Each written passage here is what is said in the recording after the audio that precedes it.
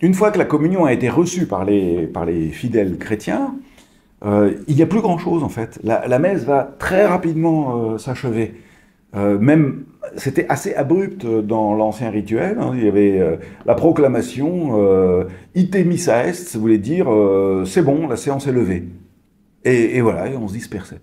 Alors aujourd'hui, on a un petit peu développé cette toute dernière partie de la messe, c'est ce qu'on appelle l'envoi, parce qu'on est persuadé évidemment que ce dont nous avons bénéficié, c'est-à-dire le don même de la présence du Christ, nourriture pour notre existence, le sacrement de l'Eucharistie, il est fait pour se déployer dans l'existence. Et donc, envoi, ça veut dire mener, conduisez une vie eucharistique.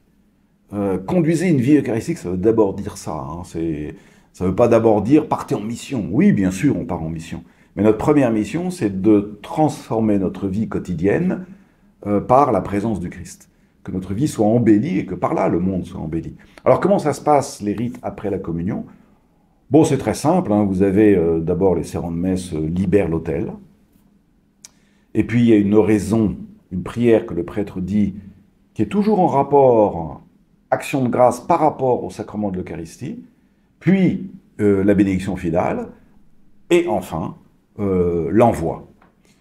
Et donc voilà comment la messe s'achève, souvent avec un très beau chant d'assemblée qui fait la sortie. Alors les prêtres, servants de messe, etc., partent à nouveau en cortège comme ils sont rentrés. Alors aujourd'hui, il y a deux autres choses qui s'ajoutent, fort heureusement, je trouve, hein, mais qui font pas partie du rite de la messe, on l'a compris. C'est les annonces.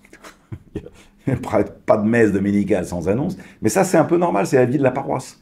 Ce serait presque triste qu'il n'y en ait pas, quoi. Ça veut dire la vie de la paroisse, c'est aussi les annonces.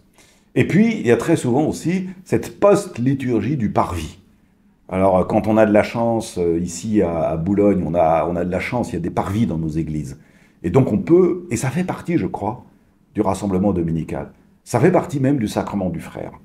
Voilà, pourvu qu'on ait une petite attention de saluer les gens qu'on ne connaît pas, et pas systématiquement de se retrouver avec toujours les mêmes. Bon, ce serait bien, hein. Allez, on en a fini avec cette explication des rites de la messe.